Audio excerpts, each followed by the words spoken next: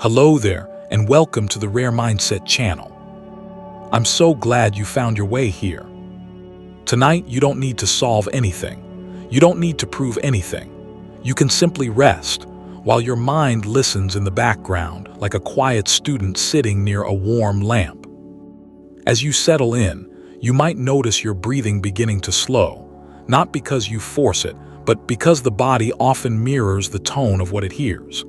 This is a long, gentle psychology documentary about stress and about the many hidden systems that guide you back to calm. Everything you hear is for educational purposes only, an invitation to understand the human nervous system with tenderness and curiosity, not a replacement for personal or professional care.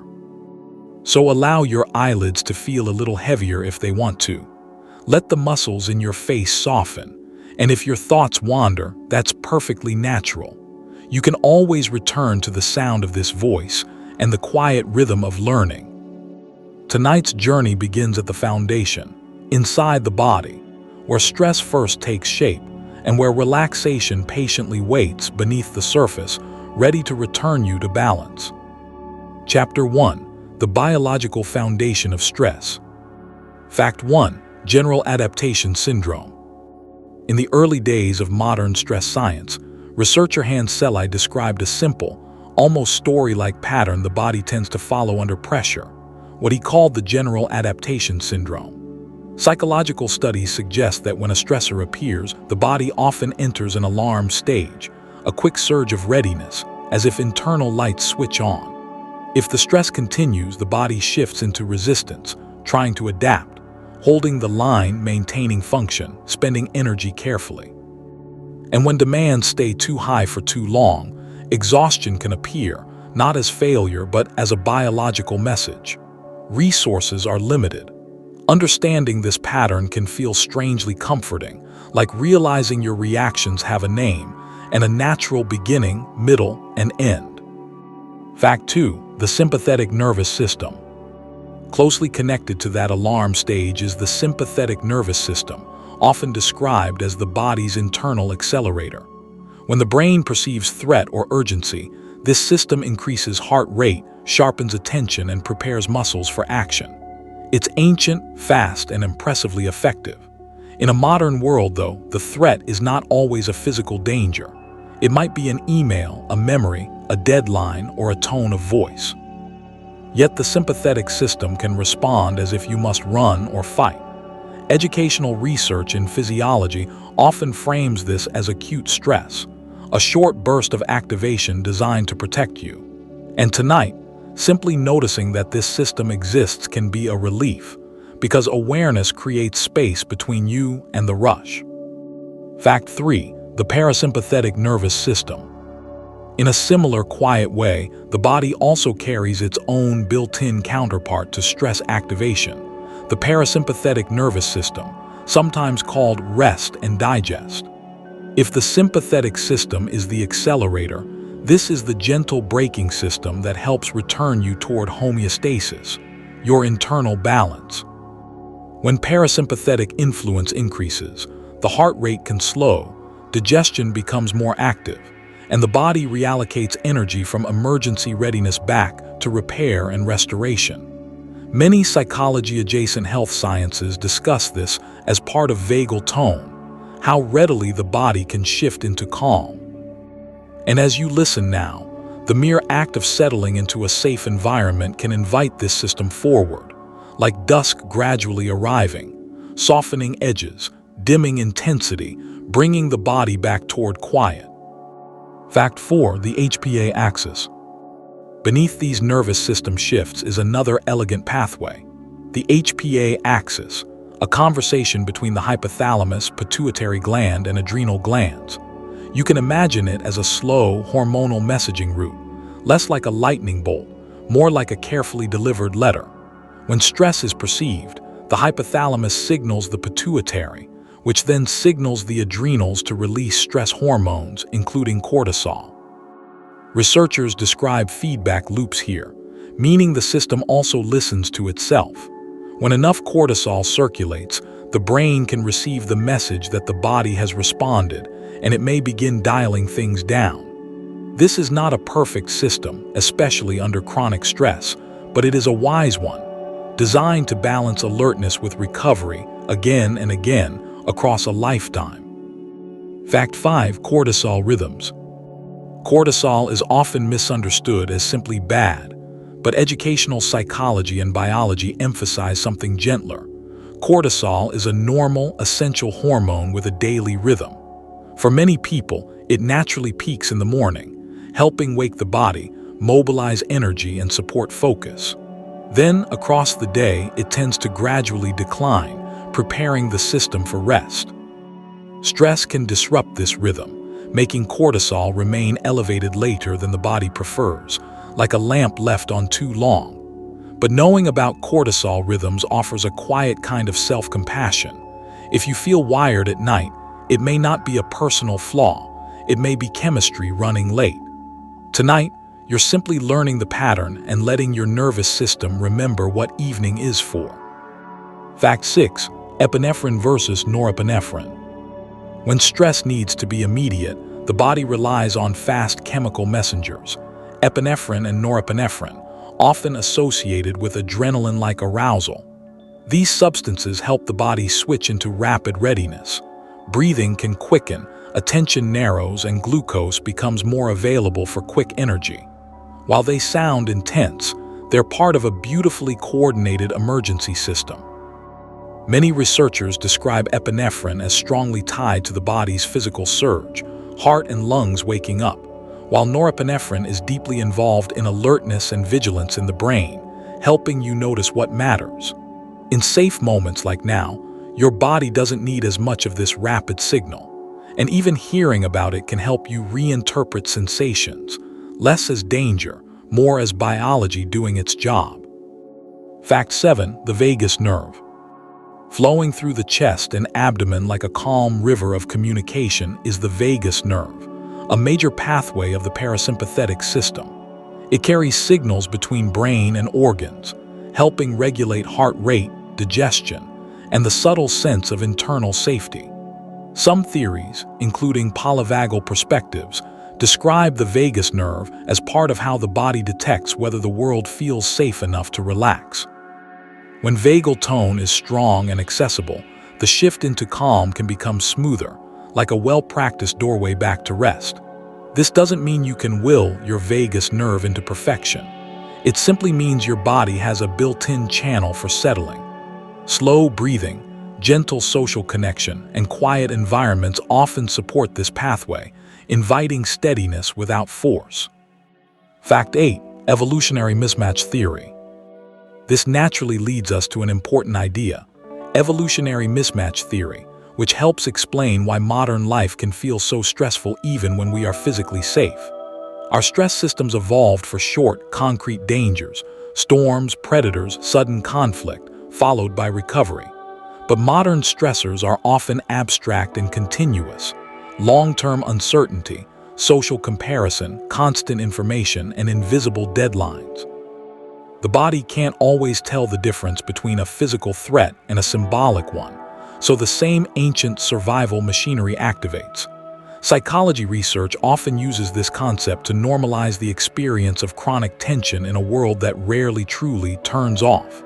And tonight, as you rest, you're gently giving your nervous system what evolution originally expected after stress: stillness, darkness, and time. Fact 9. Allostatic load. When stress repeats without enough recovery, researchers describe a gradual accumulation called allostatic load, the wear and tear of frequent adaptation. Allostasis means maintaining stability through change, and it's actually a sign of strength.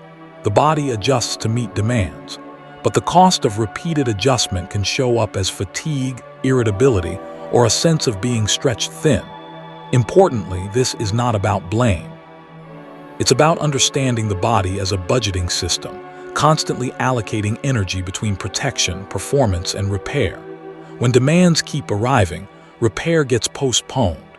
Learning the idea of allostatic load can create tenderness toward yourself. If you've been carrying a lot, your body may simply be signaling that it has been adapting for a long time. Rest becomes a biological need, not a reward. Fact 10. Vasoconstriction and dilation. One of the quieter physical signatures of stress involves blood flow under threat. The body can shift into vasoconstriction, narrowing certain blood vessels, redirecting blood toward large muscles and vital organs, and away from areas less essential for immediate survival, like parts of digestion or the skin. Later, as safety returns, vasodilation can occur, vessels widen again, warmth returns to hands and feet, and the body resumes its longer-term maintenance mode. Some people notice this as cold fingers during stress, or a warm flushing sensation during relaxation. It's not mystical, it's circulation responding to perceived needs. And tonight, as you lie still, you may gently sense the return of softness, a slow unwinding, as if the body is quietly redistributing resources back toward comfort, repair, and sleep. Chapter 2. Cognitive Appraisal and Perception. Fact 11. The transactional model of stress. Stress doesn't live only in events. It also lives in meaning. Psychological research, especially the work associated with Richard Lazarus, describes stress as a transaction, a relationship between a person and their environment. The same situation can feel manageable to one nervous system and overwhelming to another, not because either person is wrong, but because perception and resources differ. In this model, stress emerges when you sense that demands are greater than what you can comfortably handle. And that sensing happens quietly, often in milliseconds, beneath conscious thought. Tonight, as you rest, it can be calming to remember. Changing the environment helps, yes, but changing the interpretation can also soften the body's response, like lowering the volume on an alarm. Fact 12. Primary appraisal. Beneath the surface of awareness, the mind often performs a first quick scan called primary appraisal. This is the initial evaluation of whether something is irrelevant, benign positive, or stressful. It's like the brain asking, does this matter for my safety, my goals, my belonging? Many studies suggest this process is fast, automatic, and influenced by past experience. A neutral facial expression can be read as judgment when someone is already anxious. A small body sensation can be read as danger when someone is already on edge. Primary appraisal isn't a moral failure, it's pattern recognition. And at night, when the world is quieter, you may begin to notice how many stress reactions were triggered not by certainty, but by an interpretation that arrived before you had time to breathe. Fact 13. Secondary appraisal. After the mind decides this might be stressful, it often moves into secondary appraisal, a quieter inventory of coping resources. The question becomes, what can I do about this? Secondary appraisal includes your perceived skills, your support system, your time, your energy, your options. Importantly, it's not only about what resources you actually have, it's about what you believe you have access to in that moment. Psychological work on coping suggests that when people can see even one workable option, stress tends to soften. When options feel invisible, stress can swell. As you lie here, you might gently sense how reassurance changes biology. The moment you feel you have choices, tomorrow, later, with help, your nervous system can loosen its grip, as if it no longer has to brace. Fact 14. Locus of control. Some minds feel steadier because they carry a particular expectation. My actions matter. Psychologist Julian Rotter described this as locus of control, the degree to which people believe outcomes are shaped by their own behavior, internal locus, versus outside forces, external locus. Research often links an internal locus with persistence and lower stress in controllable situations, because effort feels meaningful. Yet an external locus can sometimes protect you, too, especially when events truly aren't controllable, by reducing self-blame. The calming insight is balance, knowing what you can influence and what you can release. Tonight isn't a time for problem solving. It's a time for letting your body experience a simple internal control. You can soften your jaw, unclench your hands, and allow this moment to be enough. Fact 15. Learned helplessness. When stress repeats and nothing seems to change, the brain can adapt in a painful way. It may stop trying. This pattern is known as learned helplessness, associated with the research of Martin Seligman. In educational psychology, it's described as a state where repeated experiences of powerlessness train the mind to expect that effort won't matter. The body conserves energy by shutting down initiative, even when options return later. It's a learned prediction, not a permanent truth. And the gentlest part is this: the nervous system can also learn the opposite. Small experiences of effectiveness, tiny, realistic actions, can begin to reopen possibility. Tonight, the action is simple and kind. Resting is not giving up. Rest is the body quietly gathering resources so that trying again becomes possible. Fact 16. Cognitive distortions. Stress doesn't always come from reality itself. It often comes from the mind's shortcuts. Cognitive behavioral traditions describe cognitive distortions, habitual thinking patterns that tilt perception toward danger, shame, or certainty. Catastrophizing imagines the worst as likely. Mind reading assumes you know what others think. All or nothing thinking turns life into a rigid pass-fail test. These patterns often intensify during fatigue, when the brain wants quick answers. They can feel convincing, like a dream that seems real until you wake. Tonight, you don't need to wrestle thoughts into positivity. You can simply notice their style. A distorted thought is still just a thought, soundless, weightless, passing through. And that recognition can create a small, breathable distance where the body no longer has to react as if every mental sentence is a fact. Fact 17. The optimism bias. In a quieter, surprisingly protective way, many humans carry an optimism bias, a tendency to overestimate positive outcomes and underestimate negative ones. While too much optimism can create risk, psychology research often notes its buffering effect against stress, especially when it supports hope and perseverance. Optimism bias can work like emotional insulation, helping you approach uncertainty with more calm than panic. It doesn't erase challenges, it simply keeps the future from feeling like a locked door. At night, optimism can be gentle and minimal. Not everything will be perfect, but I've handled hard days before, or there may be solutions I can't see yet. Even a small tilt toward possibility can lower arousal. The brain relaxes when it senses the future contains more than one outcome. Fact 18. Psychological hardiness. Some people appear to weather stress with a steadier core. Research has described a trait-like pattern called psychological hardiness, often summarized as commitment, control, and challenge.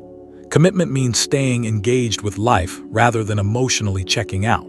Control means focusing on what can be influenced. Challenge means viewing change as part of life rather than proof of failure. Hardiness doesn't mean being unbreakable. It means being oriented toward adaptation. And it can be practiced in small ways. Staying connected to one meaningful routine, nomming one controllable step, reframing one change as information rather than catastrophe. As you listen, you might imagine hardiness not as toughness but as flexible strength, like a tree that sways rather than snaps. Rest itself supports this flexibility because a rested mind appraises challenge more gently. Fact 19. Selective attention. When stress rises, attention narrows. The brain begins to prioritize threat-related information, a process often called selective attention or attentional bias. From an evolutionary perspective, this makes sense. If danger is present, noticing it quickly matters.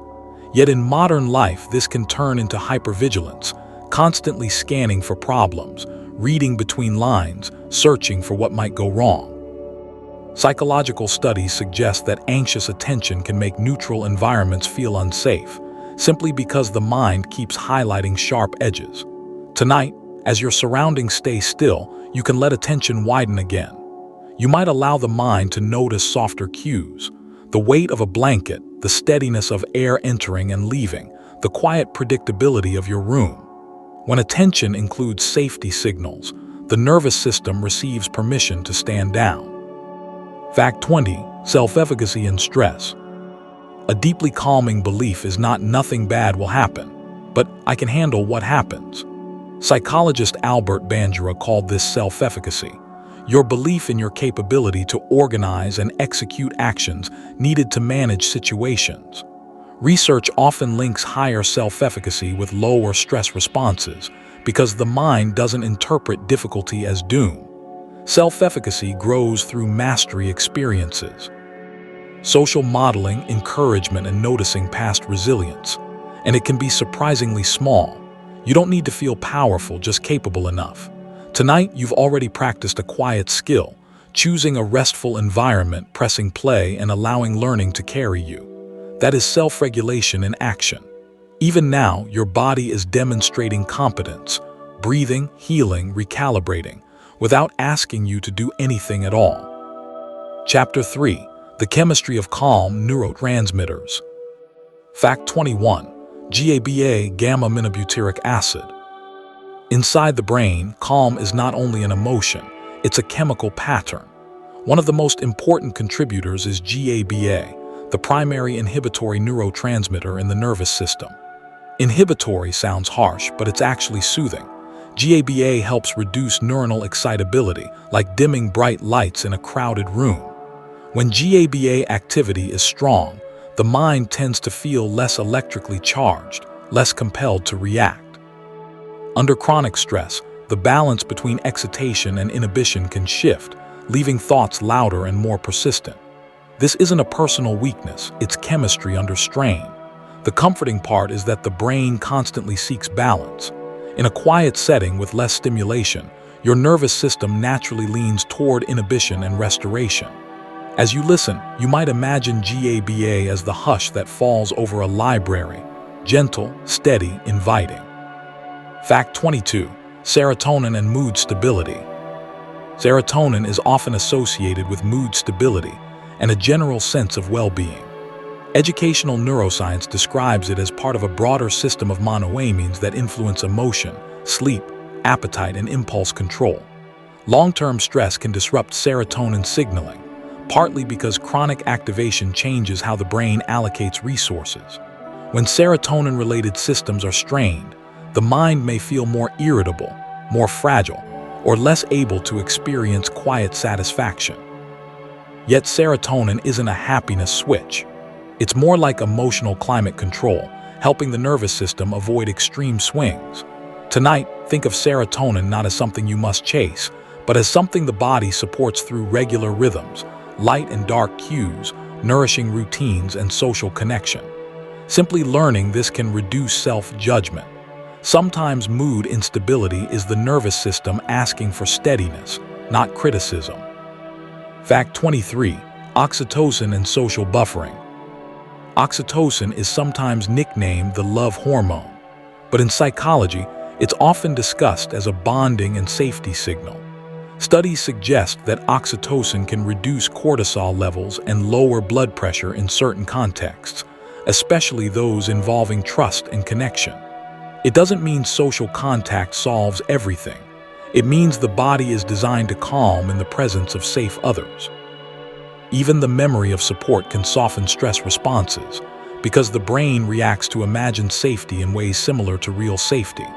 Tonight, if you've ever felt soothed by a kind voice, a gentle pet, or a steady friend, that memory may be quietly linked to oxytocin pathways. And if connection feels distant right now, you can still practice the idea of social buffering internally, offering yourself warm, supportive words, as if your own mind is learning to become a safe companion. Fact 24. Dopamine reward loops. Dopamine is often described as a reward neurotransmitter, but it's more accurate to call it a motivation and learning signal. It helps the brain notice what feels relieving or rewarding, and it encourages repetition. Under stress, people naturally seek relief, snacks, scrolling, avoidance, anything that gives a quick drop in tension. Dopamine can reinforce these short-term strategies, creating loops that are understandable, even when they're not ideal. This is not about shame, it's about design. The brain learns. This made the discomfort stop. Over time, the loop becomes automatic. Tonight, you're practicing a different kind of dopamine pattern, one linked to quiet learning and gradual settling. The relief here is slower but deeper. Your brain can learn that calm is also rewarding, that stillness can also be satisfying, that you don't always need intensity to feel better. Fact 25. Endorphins as natural analgesics. Endorphins are the body's natural analgesics, endogenous opioids that reduce pain and can create gentle pleasure. They're often released during exercise, laughter, and sometimes during acute stress, acting like internal cushioning. In psychology, endorphins are part of why people can keep going during challenging moments, only to feel sensations later when the urgency ends. Endorphins don't erase reality, they help you endure it.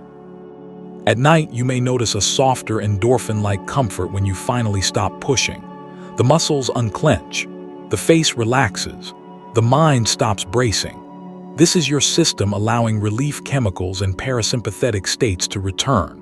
And even if you don't feel pleasure, the absence of struggle is its own kind of medicine-like quiet. Again, not a cure, not a promise, just a normal biological drift toward easing. Fact 26.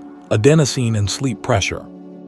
As the day unfolds, the brain builds up a substance called adenosine, which contributes to what sleep researchers call sleep pressure.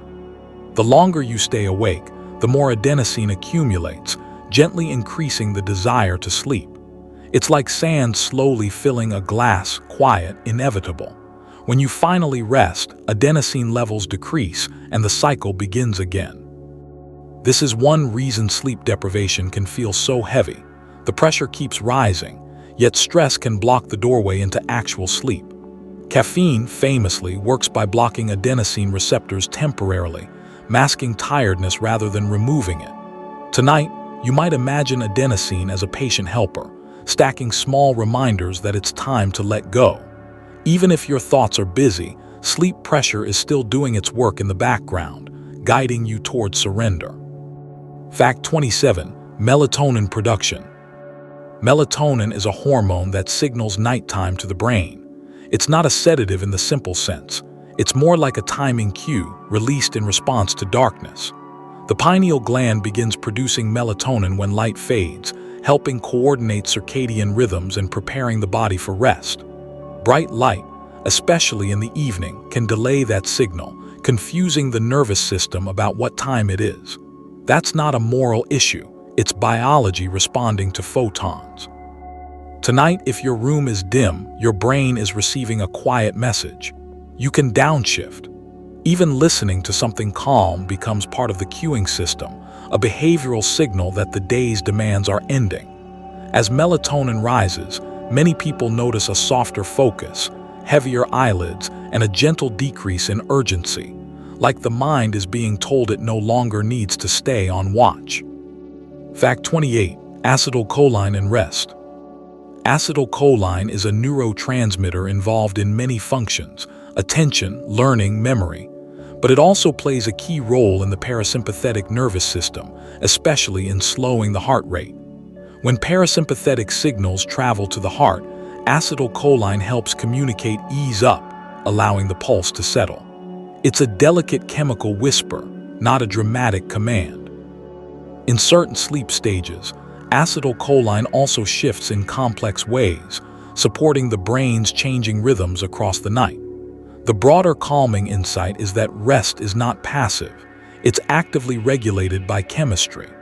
Your body isn't waiting for permission to relax, it's constantly negotiating it through neurotransmitters like acetylcholine. As you lie still, you might imagine each exhale sending a chemical-friendly message downward. Slower heartbeat, softer shoulders, less urgency, more quiet continuity. Fact 29. BDNF, brain-derived neurotrophic factor.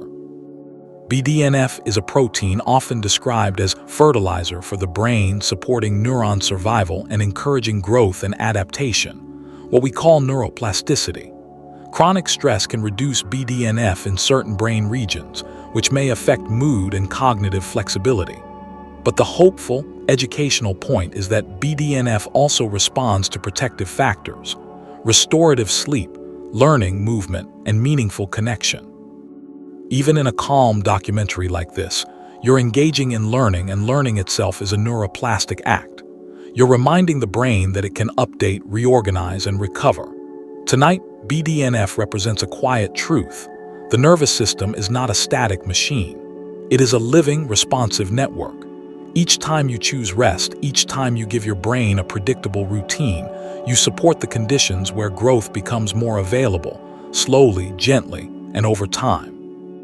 Fact 30. The gut-brain axis. The gut and brain communicate constantly through nerves, hormones, and immune signals, an ongoing conversation known as the gut-brain axis. The enteric nervous system in the gastrointestinal tract contains a vast network of neurons, sometimes called a second brain, not because it thinks in words, but because it senses and regulates so much. Stress can alter digestion, and digestive discomfort can feed back into mood and anxiety, an elegant, sometimes frustrating loop. Research on the microbiome also suggests that gut bacteria can influence neurotransmitter precursors and inflammation, subtly shaping emotional tone. Tonight's calming perspective is simple. If stress has ever been felt in your stomach, that's not imagined. It's communication.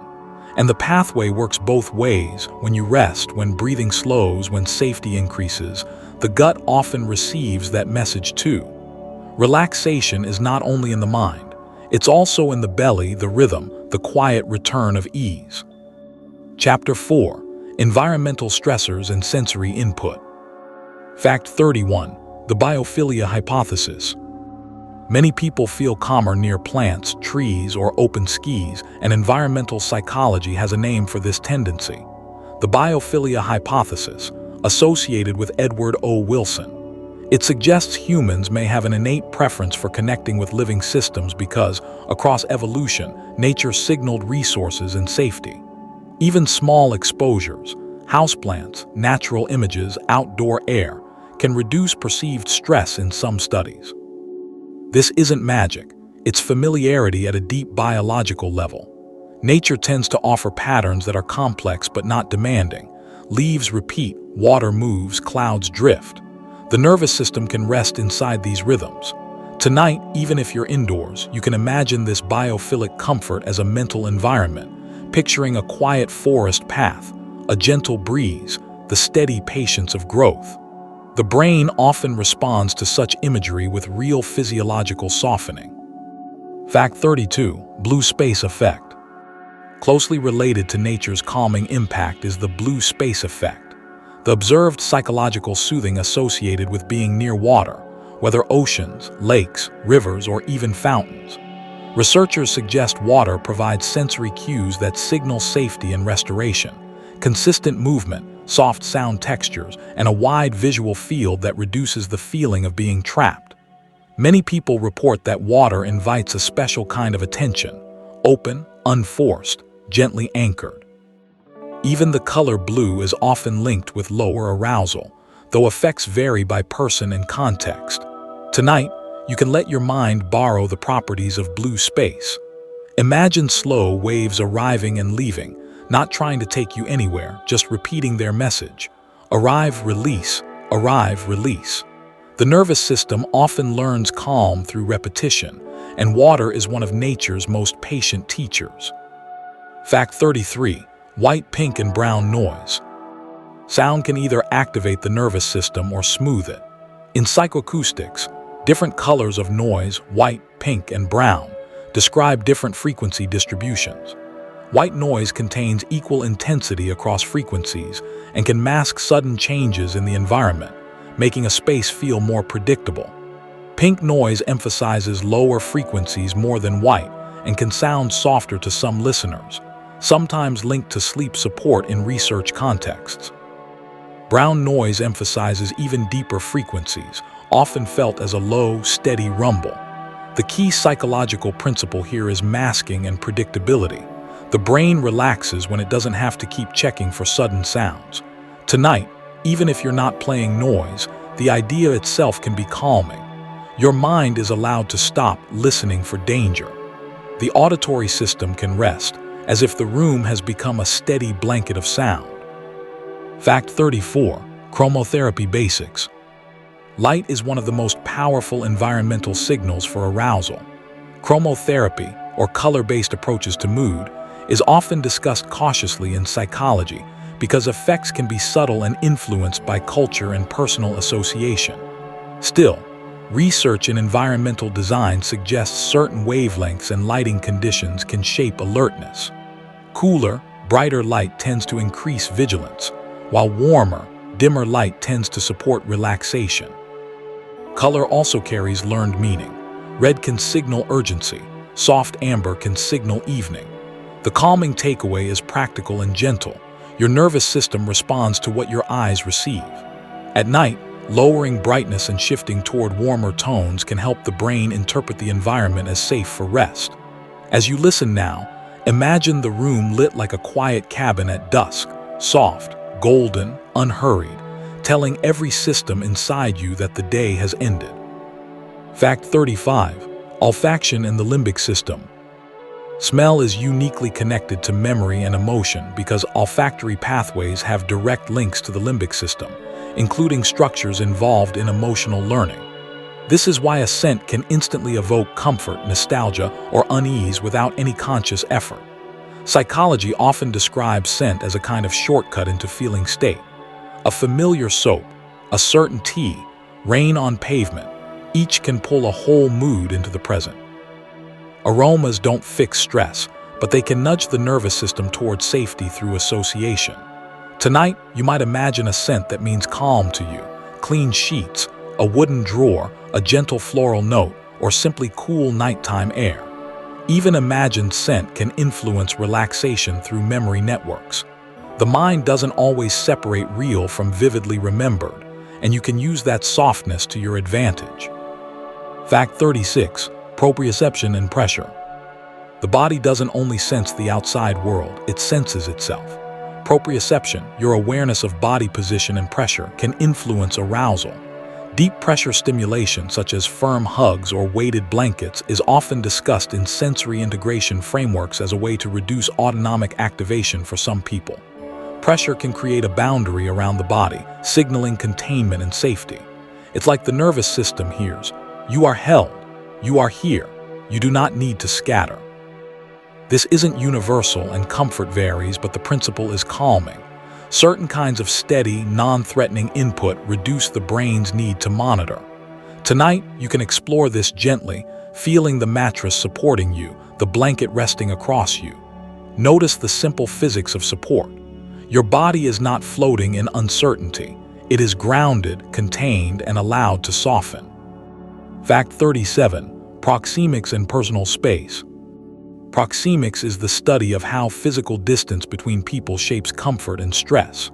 Research in social psychology suggests that personal space functions like an invisible boundary. When it's respected, the nervous system stays calmer. When it's violated, by crowding, unwanted closeness, or unpredictable movement, arousal can rise even without conscious threat. Importantly, preferred distance varies by culture, personality, and context. Some people relax with closeness, others relax with room to breathe. Tonight, you can create your ideal proxemic environment even in solitude. Imagine your space as gently defended, a quiet perimeter where nothing demands from you. If you share a home, the mind can still sense privacy through rituals, closing a door, lowering lights, using consistent sounds. Your nervous system relaxes when it knows, no one is entering my space unexpectedly. Predictability is peace. Fact 38. Visual clutter and cognitive load. The eyes are always scanning, even when you think you're not paying attention. Visual clutter, too many objects, piles, unfinished cues, can increase cognitive load because each item competes for processing. Environmental psychology suggests clutter can create subperceptual stress, a faint feeling of there's too much, even if you don't name it.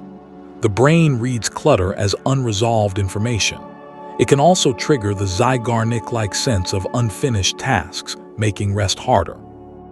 This isn't about perfectionism or shame. It's about attentional economics. The mind has limited bandwidth. Tonight, if your space isn't perfectly tidy, you can still offer your brain relief by narrowing the visual field. Turning away from busy areas, dimming lights, closing a drawer, or simply letting your eyes close and reducing input to near zero.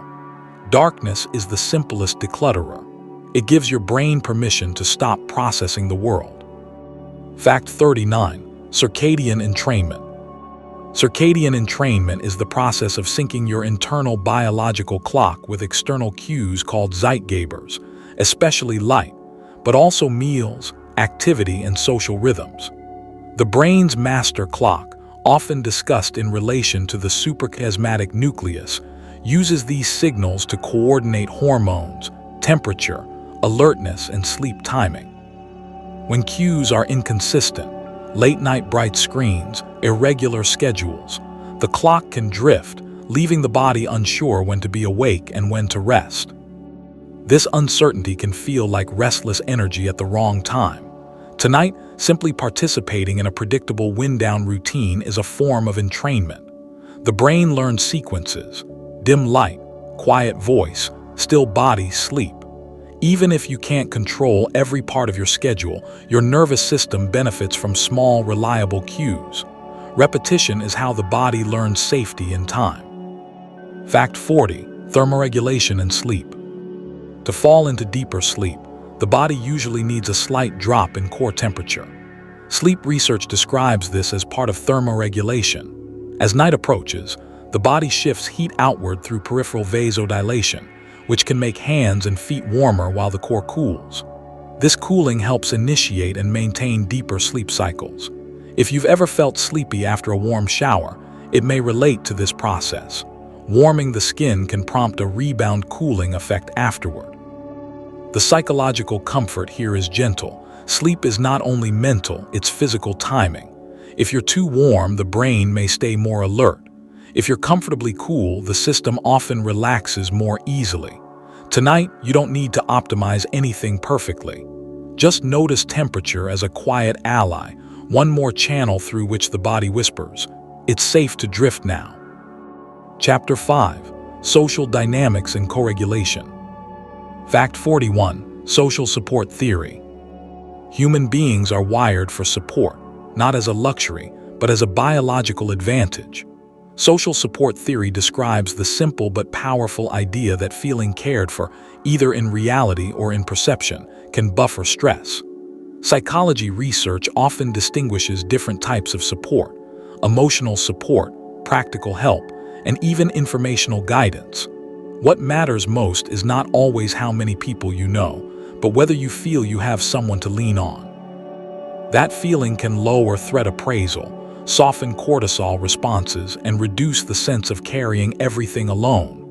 Tonight, even if you are physically by yourself, you can let your mind touch the memory of being supported. One kind message, one steady presence. The nervous system remembers safety in relationship, and it can borrow that safety again. Fact 42. Co-regulation. Closely connected to support is co-regulation, the process where one person's nervous system helps another person settle. This can happen through voice tone, facial expression, gentle packing, and simple proximity. In attachment and interpersonal neurobiology frameworks, co-regulation is described as a foundational skill learned early in life. Before we can calm ourselves, we are often calmed by others. Even in adulthood, a steady presence can slow breathing, reduce muscle tension, and signal safety without words. This is one reason calm voices can feel almost hypnotic. Your body synchronizes with what it perceives as stability. Tonight, you can treat this audio as a form of co-regulation. Nothing intense, nothing personal, just a consistent rhythm. The steadier the signals, the less the body needs to stay on guard. Fact 43. Emotional contagion. In a quiet, automatic way, emotions can spread between people. Emotional contagion is the phenomenon where one person's mood and related behaviors can trigger similar emotional states in others, often without conscious awareness. Social psychology links this to mimicry, subtle copying of facial expressions, tone, posture, and to brain systems that respond to what others feel. This can be stressful in tense environments where anxiety multiplies. Yet it can also be deeply calming. Peace spreads too. A slow voice can invite slower breathing. A relaxed posture can prompt your shoulders to drop. Tonight, it may help to remember that you don't only catch stress from the world, you can also catch calm. By choosing gentle input now, you're giving your nervous system permission to mirror steadiness, like a candle borrowing flame from another candle. Fact 44. The altruism paradox. Helping others can be energizing in a surprising way, sometimes reducing the helper's own stress. This is sometimes called the altruism paradox. Giving support can increase well-being and even correlate with longevity in some research traditions. One explanation is that prosocial behavior activates reward pathways and a sense of purpose, shifting the mind out of narrow self-protection. Another is that helping can strengthen social bonds, which then buffer future stress. Of course, helping without boundaries can become draining, but the core mechanism is gentle. The nervous system often relaxes when it feels connected and meaningful. Tonight, you don't need to perform kindness. You can simply recognize the times you have given it, small acts, small warmth, and let your brain register quietly that you are part of a social fabric. Meaning can be a sedative all on its own. Fact 45. Attachment styles and stress. Early relationships often shape how adults respond to closeness, conflict, and uncertainty. Attachment theory, associated with John Bowlby and later researchers, suggests that patterns of bonding can influence stress reactions. A more secure attachment history tends to support a stable internal sense that support is available. Insecure patterns may tilt the nervous system toward hypervigilance, avoidance, or heightened sensitivity to relational cues. Importantly, attachment styles are not destiny, they are learned strategies. The calm, educational lens here is self-understanding. If relationships trigger stress strongly for you, it may be a nervous system habit, not a personal flaw. Tonight, you can practice an internal secure base, offering yourself steadiness and reassurance. Even a simple phrase like, "I'm here and I'm safe enough right now," can become a new cue the body learns to trust. Fact 46. Social baseline theory. Social baseline theory proposes something quietly radical. The brain expects social proximity as a default condition. Researchers like James Cone suggest that when trusted others are near, the brain conserves energy because risk is shared and burdens feel lighter. In that sense, being alone can require more self-regulation and more internal effort, even when nothing is wrong. This theory doesn't say you must be social at all times. It simply explains why support can feel like relief at a metabolic level. The mind literally spends less energy on vigilance when it senses dependable connection. Tonight, if you're alone, you can still reduce effort by simulating baseline safety through comforting routines, predictable sounds, and gentle self-talk. Your brain is not weak for wanting connection. It is efficient, designed to rest more deeply when safety is shared. Fact 47. Empathy fatigue. When someone spends a lot of time caring for others in distress, their nervous system can become depleted. Empathy fatigue, sometimes discussed alongside compassion fatigue, describes emotional exhaustion that can arise from sustained caregiving and repeated exposure to others' needs. Psychologically, it's not a lack of compassion. It's a sign that the empathic system has been running at high intensity for too long without enough recovery. The brain's stress pathways may stay activated, even during quiet moments, as if still monitoring others' pain. The soothing perspective is permission. Caring deeply requires rest deeply. Tonight, you do not have to carry everyone in your mind. You can place the weight down for a while. Rest does not make you cold. Rest helps your compassion remain human, steady, and sustainable. Fact 48. Loneliness as a biological stressor. Loneliness is not merely a mood. Research often frames perceived social isolation as a biological stressor. When the brain interprets "I am alone" as "I am less protected," it can activate the same stress systems used for physical danger.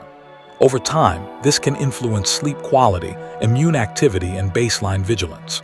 The key word is perceived. You can be surrounded and still feel lonely, or be alone and still feel connected through memory, meaning, or community.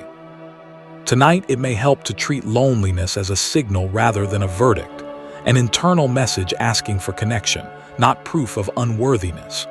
Even small relational cues can help. Hearing a calm voice, remembering one person who cares, or imagining being understood.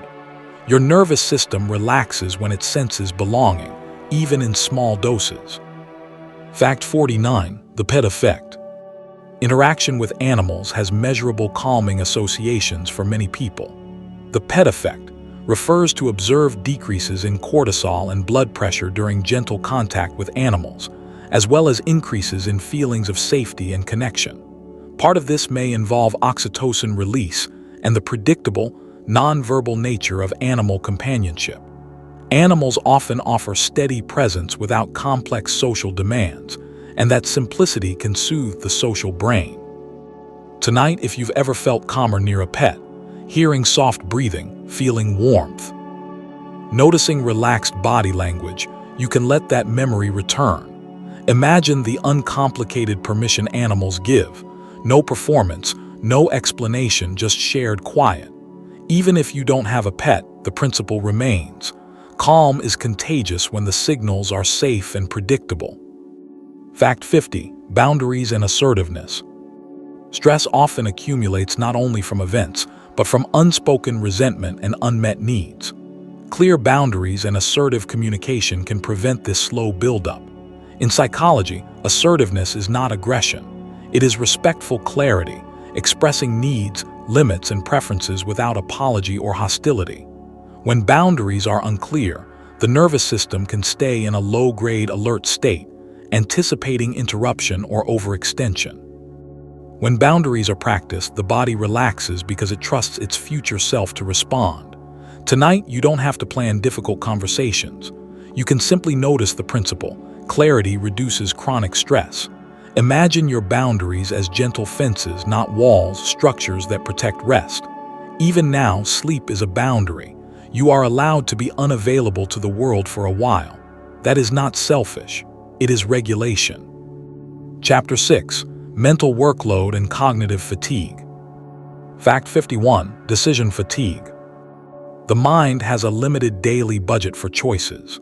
Decision fatigue refers to the gradual decline in decision quality after long periods of choosing what to do, what to say, what to prioritize. Research traditions discuss this in relation to self-control and mental energy, sometimes called ego depletion, though findings and interpretations vary. Regardless of terminology, many people recognize the experience. Later in the day, choices feel heavier, patience is thinner, and simple tasks become strangely difficult. This isn't laziness, it's cognitive wear. Tonight, you are stepping out of the decision stream. You don't have to optimize anything. You don't have to choose the best thought. Rest is the space where the brain stops spending and begins restoring. Let the day's choices dissolve, one by one, like papers being put back into a drawer. Fact 52. The Zeigarnik effect. Unfinished tasks can cling to the mind. The Zeigarnik effect describes the tendency to remember incomplete or interrupted tasks more than completed ones. Psychologically, this may be because unfinished tasks create a kind of cognitive tension, an open loop the brain keeps checking. At night, this can show up as sudden reminders. An email not sent, a message not answered, something left unresolved. The soothing truth is that your brain isn't trying to torture you. It's trying to protect continuity. It wants closure. Tonight, you can practice symbolic closure without solving everything. You can tell your mind gently, not now, tomorrow, or later. Some people imagine placing tasks on a shelf. The goal is not denial, it's timing. Sleep is also completion, the completion of today. Fact 53. Task switching costs. Multitasking often feels productive, but cognitive research describes task switching costs. The mental energy lost when attention rapidly shifts between tasks. Each switch requires reorientation. What was I doing? What matters? What rules apply here?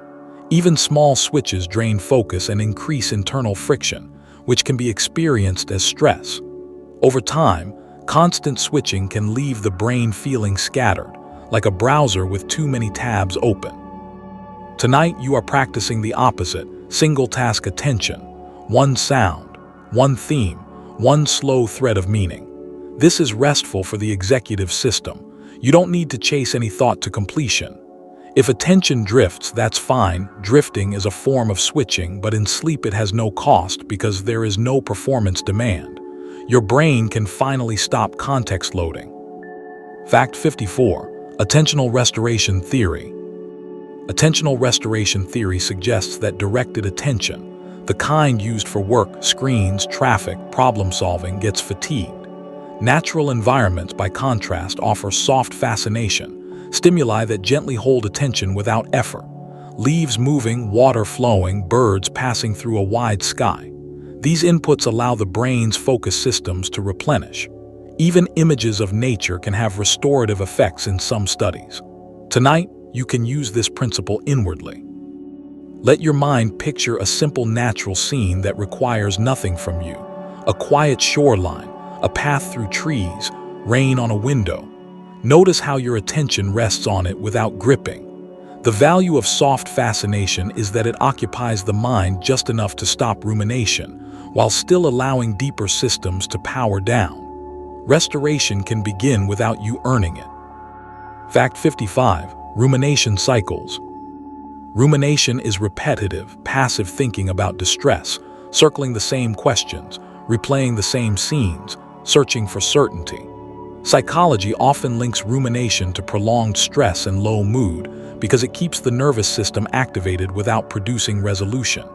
It can feel like the mind is trying to solve pain by thinking harder, but the loop rarely ends that way. The calming approach is not to fight the thoughts, because fighting adds energy. Instead, you can notice the pattern. This is rumination. That numbing can reduce identification. The thought becomes weather, not a command. Tonight, if a loop appears, you can let it run in the background like a distant radio, while your attention returns to the slower rhythm of this documentary. Sleep doesn't require perfect mental silence. It requires reduced engagement. Fact 56. Flow state. Flow is often described as an optimal experience, where a person becomes fully immersed in an activity. Attention is stable, self-consciousness fades, and time perception shifts. Research associated with Mihaly Csikszentmihalyi suggests flow emerges when skill and challenge are balanced. Not too easy, not too hard. Stress often decreases in flow because attention is gathered into one channel, leaving less room for worry. While flow is usually discussed in daytime activities, art, music, sports, the principle matters at night too. The brain relaxes when it has one gentle focus. This audio can create a low-effort flow-like state. You don't need to respond, only to listen. If you drift in and out, that's perfect. Flow doesn't demand constant control. It invites a soft merging with the present moment. Fact 57. The default mode network. When you are not focused on an external task, a set of brain regions called the default mode network often becomes more active. It's associated with self-reflection, mind-wandering, and imagining the future or the past. This network is not bad. It helps you understand yourself and others. But under stress, default mode activity can become sticky, pulling attention into worry, comparison, and replay. At night, when external tasks fade, the default mode network may become louder. The gentle practice is not to shut it off, but to give it a calmer topic. Listening to slow, structured information provides a soft anchor, preventing the mind from wandering into sharper edges. Tonight, you can let self-reflection become less like interrogation and more like drifting observation, thoughts passing through a wide sky with no requirement to chase them. Fact 58. Cognitive reserve. Cognitive reserve refers to the brain's ability to improvise and find alternate strategies when facing challenges.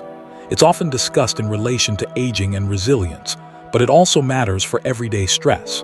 When cognitive reserve is higher, the mind can adapt more flexibly, making stress feel less trapping. Reserve is influenced by learning, novelty, social engagement, and overall brain health habits. Importantly, it's not a fixed trait you either have or don't.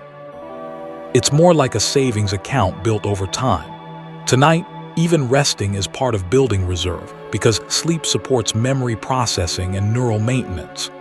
Learning these concepts also contributes. Your mind is expanding its map of stress, and maps create options. When you know what's happening inside you, you have more paths forward and fewer dead ends. Fact 59. Information overload. When the mind is exposed to too much input, news, notifications, opinions, tasks, it can enter information overload. This state reduces decision quality, increases stress, and makes it harder to extract meaning. Psychology sometimes connects this to choice overload. Too many options create paralysis rather than freedom. The nervous system prefers manageable streams of input, not floods. Tonight, you are creating a controlled environment. One voice, one theme, a slow pace. This is a form of sensory kindness. You are letting your brain step out of the marketplace of constant updates. If you feel restless, it may be your system detoxing from overstimulation, like eyes adjusting to darkness. Stay gentle with that process. The brain doesn't calm instantly after overload. It calms gradually, once it trusts the flood has ended. Fact 60. Time perception under stress. Under high arousal, time can feel distorted.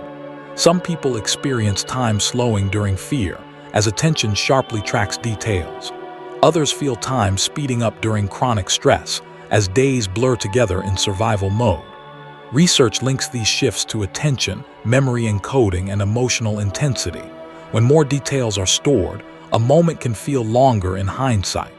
When fewer details are stored, days can feel like they vanished. Tonight, you are stepping into a different time experience, a slower, thicker kind of time. Learning in a calm rhythm creates gentle markers, helping the mind feel continuity without urgency. You don't have to chase the clock. Let time become less like a countdown and more like a container, wide enough to hold you. In rest, time does not demand productivity. It simply passes, carrying you towards sleep. Chapter 7. The Architecture of Sleep and Rest.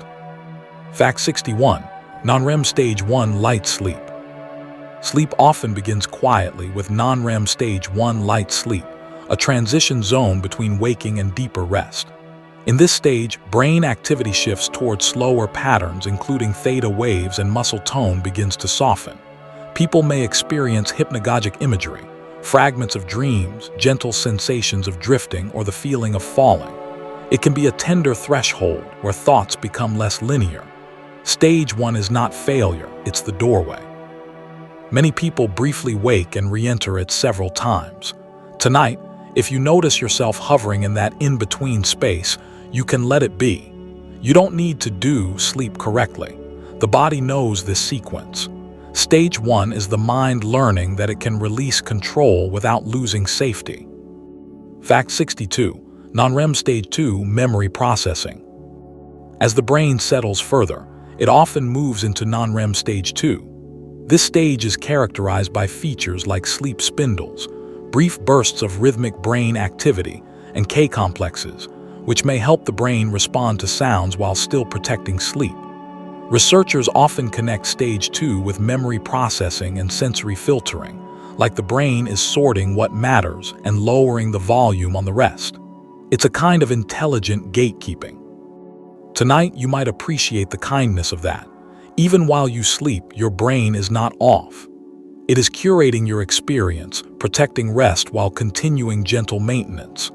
If a sound happens outside your room, your brain may briefly check it and then return you to sleep, like a calm guard who doesn't panic, just assesses, and then relaxes again.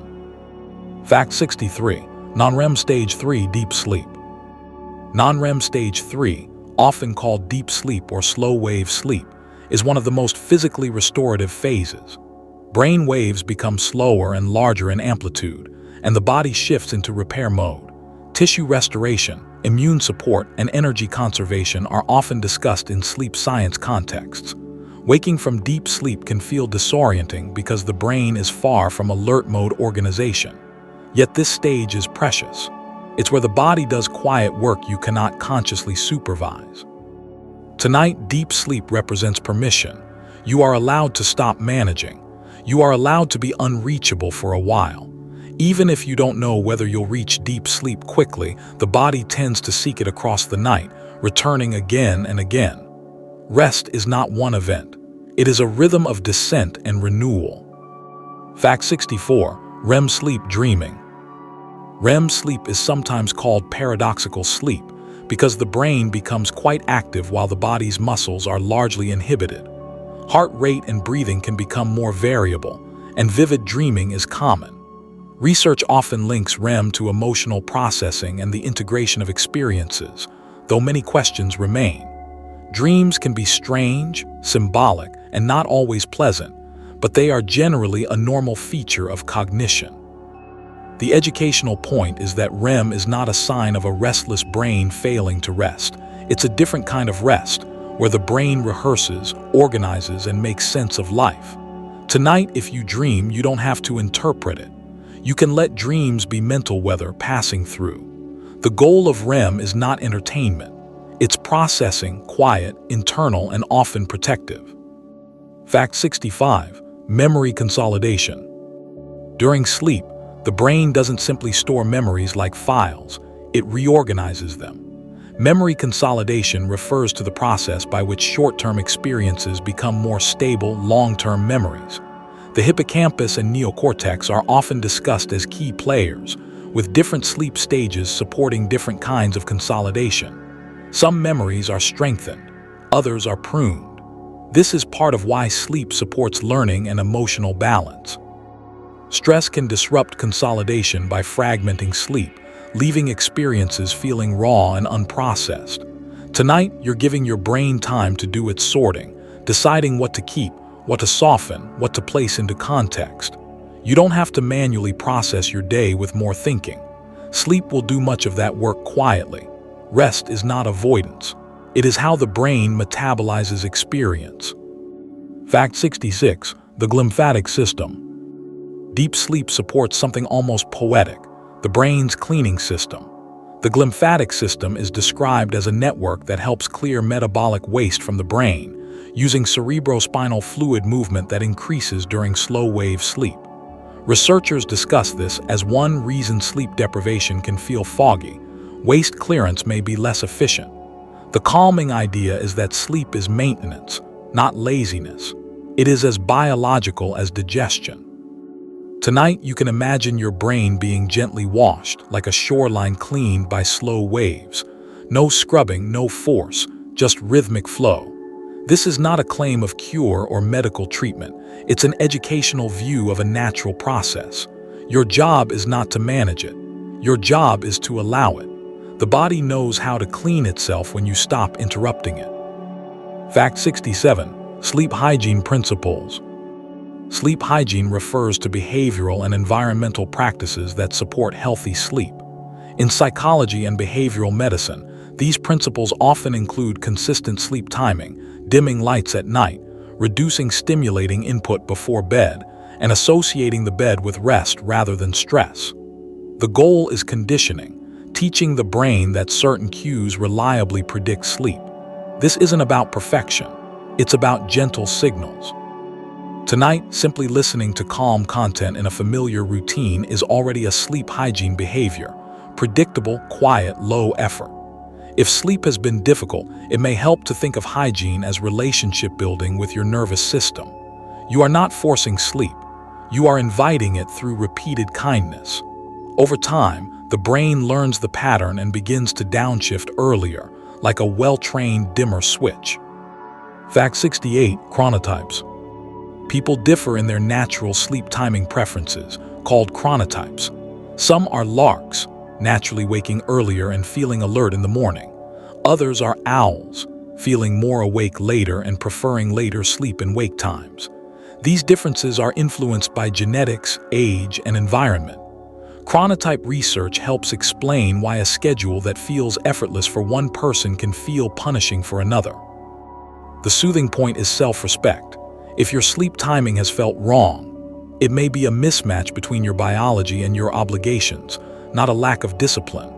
Tonight, regardless of chronotype, your body still benefits from stable cues and sufficient rest. You can't always live exactly by your chronotype, but you can learn it, accommodate it when possible, and treat your rhythms with less judgment and more curiosity. Fact 69. Sleep debt and cognitive impairment. Sleep debt refers to the cumulative effects of not getting enough sleep over time. Research suggests that even moderate chronic sleep restriction can impair attention, reaction time, and emotional regulation, sometimes in ways that people underestimate, because the brain adapts to feeling tired as normal. Some studies compare the performance impact of severe sleep loss to alcohol intoxication, not as a scare tactic, but as a reference point for how meaningful sleep is for cognition.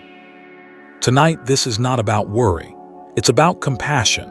If you've been foggy, irritable, or unmotivated, sleep debt may be part of the explanation. The brain can recover, but it often needs consistency. Rest is not an indulgence. It's the foundation of clear thinking. Even one night of better sleep can feel like the mind returning home. Fact 70. Yoga Nidra psychic sleep. Yoga Nidra is often described as a state between waking and sleeping, guided by structured relaxation and imagery. In psychology-adjacent discussions, it can be seen as a method of inducing deep rest while maintaining a thread of awareness, similar to hypnotic or meditative states. People often report feeling restored, even if they don't fully fall asleep. The educational point is that the nervous system has more than one doorway into recovery. Sleep is one doorway. Deep relaxation is another. Tonight's documentary is not Yoga Nidra, but it shares a gentle principle. You can rest without forcing anything. If you drift into sleep, that's fine. If you hover in a soft in-between state, that's fine too. The goal is not performance. The goal is restoration, letting the mind and body sink, little by little, into safety. Chapter 8. Somatic Relaxation Mechanisms. Fact 71. Progressive muscle relaxation (PMR). Progressive muscle relaxation, often linked to Edmund Jacobson, is built on a simple idea. The body can teach the mind what calm feels like.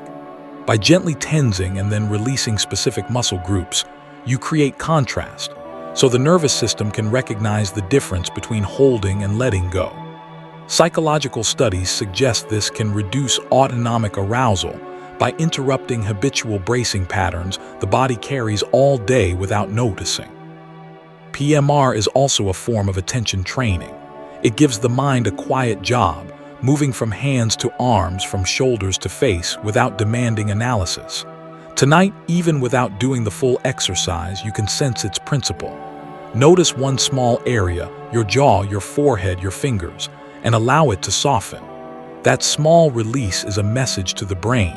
The emergency is over. Fact 72. Diaphragmatic breathing. Breathing is one of the few bodily processes that is both automatic and consciously influenceable, which makes it a powerful bridge between mind and physiology. Diaphragmatic breathing, sometimes called belly breathing, engages the diaphragm more fully, often leading to slower, deeper breaths. Research in psychophysiology suggests that slower breathing can support parasympathetic activity and vagal signaling, contributing to a calmer heart rhythm. This isn't a trick to force sleep. It's a way of reminding the body that it is safe enough to downshift. Tonight, you don't need to control your breath. You can simply allow the exhale to be a little longer than the inhale if it feels comfortable, like gently setting down something heavy. Each longer exhale becomes a quiet cue. Release, return, settle. Fact 73. Autogenic training. Autogenic training is a relaxation approach developed by Johannes Heinrich Schultz, often described as a kind of self-guided soothing through sensation imagery. The practice uses gentle phrases and attention to evoke feelings of warmth and heaviness in the limbs, signals the nervous system often associates with relaxation and safety. Educational psychology frameworks sometimes connect this to self-hypnosis, not in a theatrical way, but as focused suggestion that shifts perception and physiology. What's calming here is the direction of influence. You're not fighting stress with force, you're inviting calm with imagery.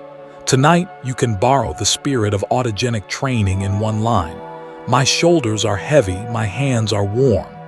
If the sensations don't appear, that's okay. The point is the invitation, not perfection. Fact 74. The mammalian dive reflex. The mammalian dive reflex is a built-in physiological response where cold stimulation, especially around the face, can slow the heart rate and shift the body toward conservation mode. It involves pathways connected to the trigeminal nerve and vagal responses, and it's observed across mammals as an adaptation to underwater conditions. In calming contexts, people sometimes reference this reflex to explain why cool water can feel grounding. This is not a prescription, and it's not necessary for sleep, but it's an elegant reminder that your body has ancient switches for lowering intensity. Tonight, you can simply appreciate the concept. The nervous system has reflexes designed for slowing down, not just speeding up. Even imagining cool air against your cheeks can create a subtle sense of freshness and quiet control. Fact 75. Biofeedback. Biofeedback refers to the use of sensors to provide real-time information about bodily functions, like heart rate variability, muscle tension, or skin temperature, so a person can learn self-regulation more effectively. In psychology and behavioral health research, biofeedback is often discussed as a learning tool. When you can see or hear a signal from your body, you can experiment with breathing, relaxation, or attention, and notice what changes. The deeper point is empowering and gentle. Many automatic processes are partly trainable. You can learn what calm looks like in your own physiology. Tonight, even without devices, you can practice informal biofeedback by noticing simple cues: your pulse, jaw tension, the weight of your eyelids.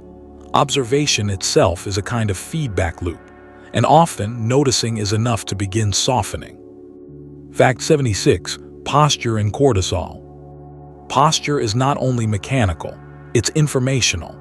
Embodied cognition research explores how body position can influence emotion and stress responses, partly through proprioceptive feedback and learned associations.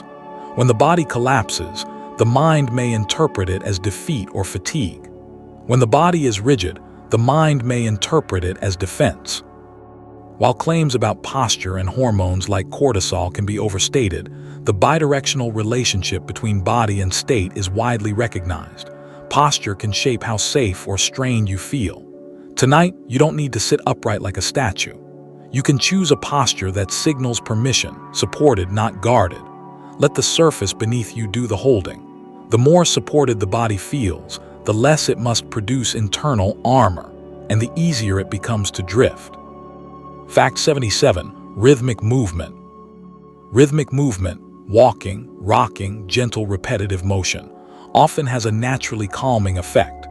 Neuroscience discussions sometimes connect this to central pattern generators, neural circuits that produce rhythmic motor patterns with minimal conscious effort. Psychologically, rhythm can also act as a regulator for attention, giving the mind a predictable beat to follow.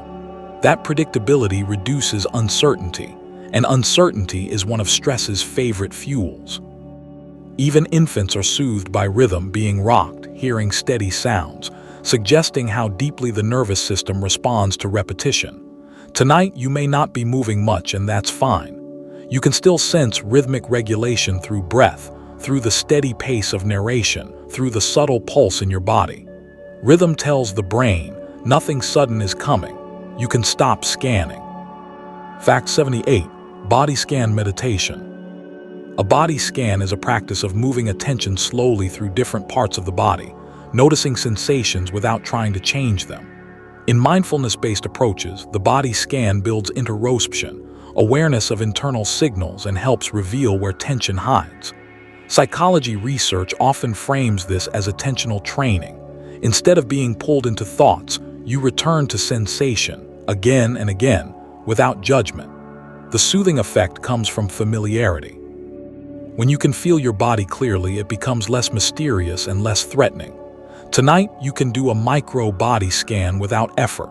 Notice the weight of your head, the contact points of your shoulders, the heaviness of your legs. Each noticing is a small settling. You are reminding your nervous system, I am here. I am in one place. I do not need to chase the day. Fact 79. Passive muscle stretching. Passive stretching, gently elongating muscles without force, can reduce the sense of tightness and may influence signals traveling between body and brain. In physiology, structures like muscle spindles and Golgi tendon organs help regulate muscle length and tension, contributing to the body's sense of safety and movement. When muscles remain chronically shortened from stress or posture, the brain may receive frequent activation signals, as if the body is still preparing to respond. Stretching can be one way of telling the system, we are not in immediate danger, we have time. This is not a cure or a guarantee, just a quiet mechanism. Tonight, you don't need to stretch actively. You can simply let your limbs rest in a natural position and notice how, over minutes, the body lengthens on its own when it trusts it won't be interrupted. Fact 80. Thermal comfort and relaxation.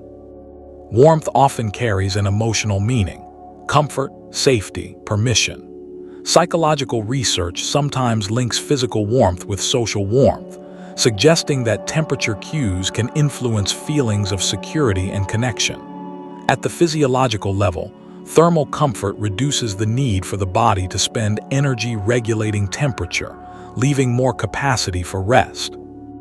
Warmth can also soften muscle tone and encourage stillness. This isn't a requirement, many people sleep best slightly cool, but it highlights a broader truth. Sensory comfort supports nervous system safety. Tonight, you can notice where warmth exists, under a blanket at the center of the body in the palms. If you feel coolness, you can treat it neutrally, adjusting only if it helps.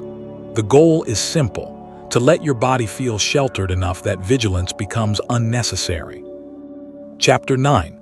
Mindfulness and Internal Awareness. Fact 81. Mindfulness-based stress reduction, MBSR. Mindfulness-based stress reduction, developed by John Kabat-Zinn, is a structured program that teaches mindfulness as a practical skill for relating differently to stress, discomfort, and everyday life challenges. Research on MBSR often focuses on changes in perceived stress, emotional regulation, and attention. The essence is not emptying the mind. It's learning how to stay present without being pulled under by every thought and sensation. This matters at night because insomnia often involves struggle trying to force sleep, trying to stop thinking, which can keep the nervous system activated. MBSR offers a different stance: gentle presence.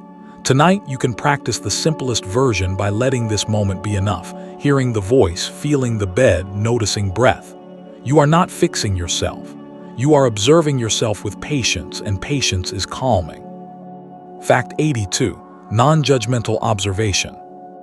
Non-judgmental observation means noticing thoughts and feelings without labeling them as good or bad.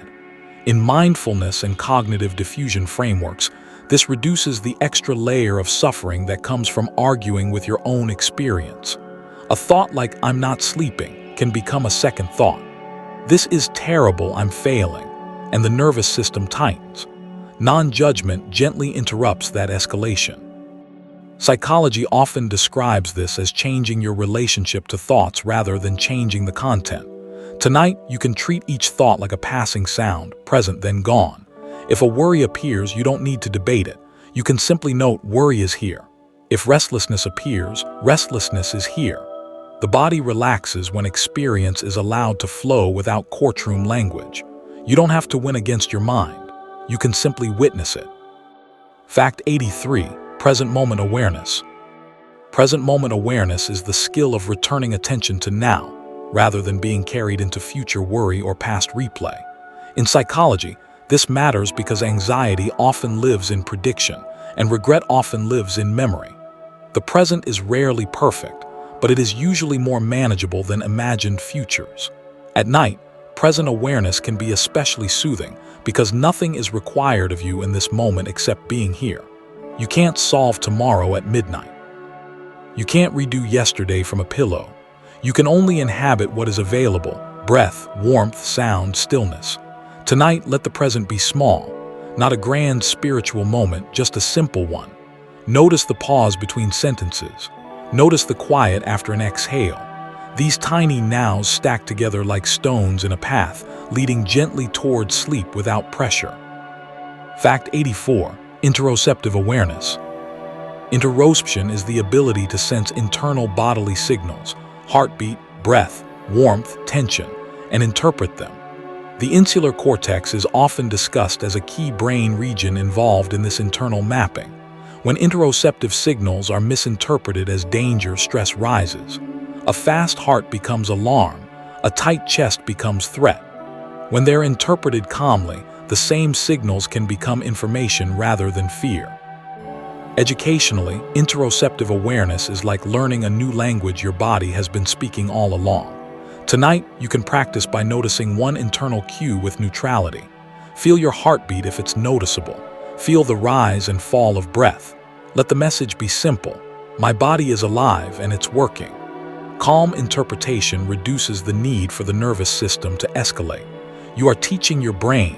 Sensation is not automatically emergency. Fact 85. Loving-kindness meditation, metta. Loving-kindness meditation, often called metta, involves generating feelings of goodwill, first toward oneself, then toward others. Research in compassion science suggests this practice can support emotional resilience and reduce stress over time, partly by shifting attention from threat monitoring to connection and warmth. The key is that kindness is not a performance, it's a nervous system state. When the mind holds benevolence, the body often softens. Tonight, you don't need to recite long phrases.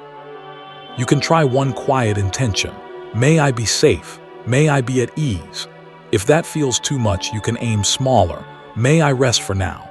Metta is not pretending everything is fine. It's offering gentleness inside what is real. And for sleep, gentleness is often the most effective doorway, because the body relaxes when it stops being judged. Fact 86. The observer self. Many psychological approaches describe an observer perspective, a part of awareness that can notice thoughts without being defined by them. Acceptance and commitment therapy often frames this as the observing self, a steady viewpoint that watches experience come and go. This perspective can reduce stress because it creates distance from mental content. Instead of I am anxious, it becomes anxiety is present.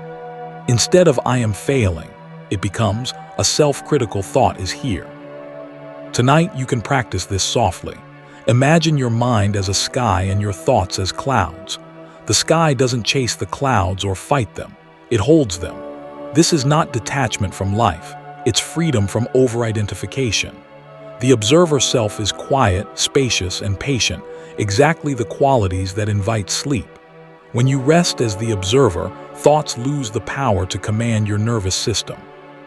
Fact 87. Radical acceptance. Radical acceptance, associated with dialectical behavior therapy and Marsha Linehan, means accepting reality as it is in this moment, without approving of it and without fighting it. It's the difference between pain and suffering. Pain may be unavoidable, but suffering often grows when the mind insists, this shouldn't be happening. At night, the struggle to sleep can become its own stressor. Radical acceptance offers a paradoxical relief. Right now, I am awake and I can still rest. This is not resignation, it's removing friction. Educationally, acceptance reduces physiological arousal because the body is no longer mobilized for an internal battle. Tonight, you can accept small truths. Your body is tired, your mind is active, the room is quiet, the bed is here. Acceptance doesn't solve everything, but it stops adding heat. And when the heat drops, sleep often finds you more easily. Fact 88. Savoring.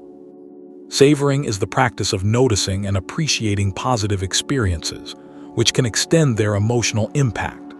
Positive psychology research suggests savoring increases well-being by training attention toward nourishment rather than solely toward problems.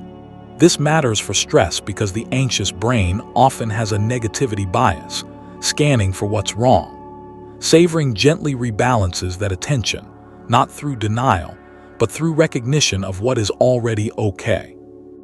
Tonight, savor something small and neutral. The softness of a pillow, the quiet of the hour, the fact that you are allowed to pause. You can savor the simple safety of being indoors, sheltered, not required to perform. The mind doesn't need big joy to calm. It needs enough goodness to feel less threatened. Savoring teaches your nervous system. Relief exists. And when relief is noticed, the body loosens its guard. Fact 89. Mental subtraction. Mental subtraction is a gratitude-related technique where you imagine life without a positive event, person, or condition, so the mind can feel the value more clearly. Psychologically, this uses counterfactual thinking in a constructive direction. Instead of imagining worse outcomes to create anxiety, you imagine absence to highlight meaning. The effect can be a quiet deepening of appreciation. Tonight, you might choose something simple. Imagine not having a bed, and then return to the reality that you do. Imagine not having a quiet moment and then return to the quiet you're in. This isn't meant to trigger fear, it's meant to soften habituation, the way we stop noticing what supports us. When support is noticed, the nervous system often relaxes.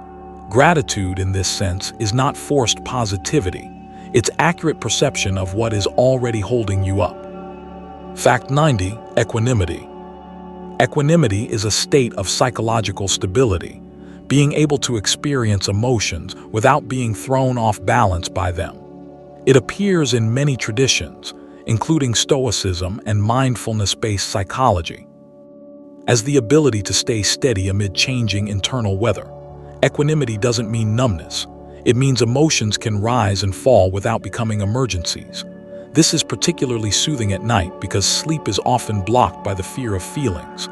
What if I worry forever? What if I can't calm down? Equanimity responds, feelings are allowed and they pass. Tonight, you can practice equanimity by letting whatever is present be present without escalating it. If calm arrives, let it arrive. If tension remains, let it remain. Your job is not to force a particular state. Your job is to be steady enough that states can change on their own. Chapter 10. Long-term resilience and growth. Fact 91. Post-traumatic growth. Post-traumatic growth refers to positive psychological changes that some people report after struggling with highly challenging life circumstances. Changes like deeper appreciation, revised priorities, stronger relationships, or a sense of meaning. Researchers Tedeschi and Calhoun emphasize that growth is not the same as the event being good, and it does not happen to everyone. It's not a requirement, and it's not a moral achievement. It's one possible outcome of the mind's attempt to rebuild a worldview after it has been shaken. For sleep-friendly learning, the key point is gentle hope without pressure. Human beings can adapt in ways that are hard to imagine while they're in the middle of stress. Tonight, you don't need to extract lessons from your life. You only need to rest. Growth, if it comes, often comes later, quietly, naturally, after recovery. Fact 92. Cognitive flexibility. Cognitive flexibility is the ability to shift perspectives, switch strategies, and hold more than one idea at once. It's an executive function skill that supports resilience because rigid thinking often intensifies stress. There's only one way. This must be perfect. If I feel this, it means that. Flexible thinking allows alternatives to appear. Research often links flexibility to better coping because it expands perceived options during secondary appraisal. Tonight, cognitive flexibility can be very small, letting two truths coexist. I'm tired and my mind is active. Or I don't know what will happen and I can still rest now. Flexibility is like loosening a tight knot rather than pulling harder. Even listening to nuanced psychology builds flexibility because it gives your mind multiple models of what stress can be: biology, perception, environment. The more models you have, the less trapped you feel. Fact 93. Self-compassion. Self-compassion means treating yourself with the same kindness you would offer a friend who is struggling. Psychologist Kristen Neff describes components like self-kindness, common humanity, and mindful awareness. Research often associates self-compassion with reduced stress and shame because it changes the internal tone from threat to support. Many nervous systems stay activated not only by external demands, but by internal criticism, an inner voice that never lets the body relax. Tonight, imagine speaking to yourself the way you would speak to someone you love, softly, honestly, without harshness. You don't have to pretend everything is fine. You can acknowledge difficulty while still being kind. Self-compassion is not self-pity and not self-indulgence. It's wise caretaking. And for sleep, caretaking is powerful. The body rests more deeply when it feels safe not only in the room, but also inside the mind. Fact 94. Values-based living. Values-based living involves using personal values, like honesty, learning, family, service, creativity, as a compass for behavior. In psychology, especially in ACT and meaning-centered approaches, values can reduce existential stress by giving life direction even when circumstances are uncertain. Values are different from goals. Goals can be completed, but values are lived repeatedly in small moments. When stress is high, the mind often narrows to survival. Values gently widen the frame. What kind of person do I want to be in this, even a little? Tonight is not the time to plan your whole life. It's simply time to remember that you are more than your stress response. Rest can also be values-based, valuing health, steadiness, and self-respect. When you sleep, you are not abandoning your responsibilities. You are protecting the very system that helps you live your values tomorrow. Fact 95. The growth mindset. A growth mindset associated with Carol Dweck's research is the belief that abilities and intelligence can be developed through effort, strategies, and support. This mindset can reduce stress because failure becomes information rather than identity. Instead of "I can't do this," it becomes "I can't do this yet," or "I need a different approach." Growth mindset doesn't deny limits, it softens the fear of imperfection. At night, this can apply to sleep itself. If sleep has been difficult, a fixed mindset might say, "I'm a bad sleeper." A growth-oriented perspective might say, "My nervous system is learning," or "I'm building better conditions over time." This is not a promise of instant change. It's a kinder framework. And frameworks matter. The body relaxes when it senses learning is possible because learning implies the future is open. Fact 96. Psychological hardiness, the 3 Cs. Hardiness returns here in a more specific form. The 3 Cs, challenge, commitment, and control. Challenge reframes stressors as part of life's movement rather than proof of collapse. Commitment means staying engaged with what matters, even in small doses. Control means focusing on influence rather than helplessness. Research treats this as a resilience-related orientation that can shape stress appraisal and coping. Tonight, hardiness doesn't mean pushing through exhaustion. It can mean choosing recovery as a strategic act. Challenge. This day was hard and I'm allowed to reset. Commitment. I will keep showing up to my life and rest helps me do that. Control. I can't control everything, but I can control this moment, my lights, my sound, my breathing. Hardiness is not toughness. It's intelligent adaptation. And intelligent adaptation often begins with sleep. Fact 97. Humor as a coping mechanism. Humor can be a form of cognitive reappraisal, changing the meaning of a situation so it feels less threatening. Psychology often notes that humor can reduce stress by shifting perspective, increasing social bonding, and sometimes triggering physiological easing through laughter. This doesn't mean joking about pain or minimizing problems. It means giving the mind a little air. Humor introduces flexibility. It reminds you that you are larger than the moment. At night, you don't need to laugh out loud for humor to help. You might simply remember something gently amusing, an absurd misunderstanding, a harmless irony, a small human moment. That memory can soften the body's seriousness, loosening the grip of hypervigilance. Stress often demands rigid focus. Humor is the mind's quiet rebellion saying, "I can still breathe." And when you can breathe, sleep becomes more reachable. Fact 98. Social integration. Social integration refers to participating in a broad range of social relationships, family, friends, community, shared activities.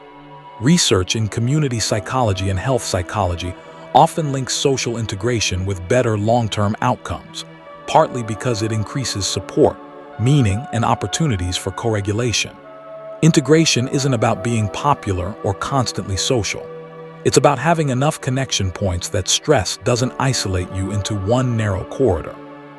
For the nervous system, community can function like redundancy, multiple sources of reassurance and help. Tonight, you may simply reflect on the idea that connection is a resilience resource. Even quiet, low-demand integration counts. a familiar neighbor, an online community with kindness, a routine greeting. You don't need to build a social life at midnight. You only need to remember that humans heal in networks, and you are allowed to seek those networks over time. Fact 99. Habituation to stress. Habituation is the process by which the body's response to a repeated stimulus decreases over time, as the nervous system learns it is not dangerous. In learning theory and sensory adaptation, habituation explains why a ticking clock disappears from awareness, or why a repeated sound becomes background.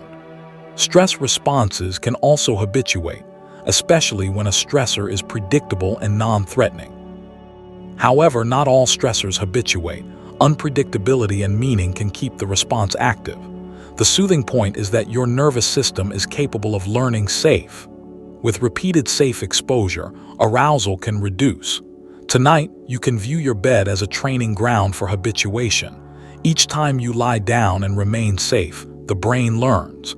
Even if sleep isn't immediate, the association can strengthen. Bed equals rest, darkness equals safety, stillness equals recovery. Learning is happening even when you don't see it. Fact 100. The resilience scale. Resilience is often misunderstood as a fixed trait, something you either have or you don't. Many psychological frameworks and resilience scales treat it differently. Resilience is a dynamic process that can be strengthened through practice, support, and experience. It involves emotion regulation, problem solving, meaning making, relationships, and recovery time.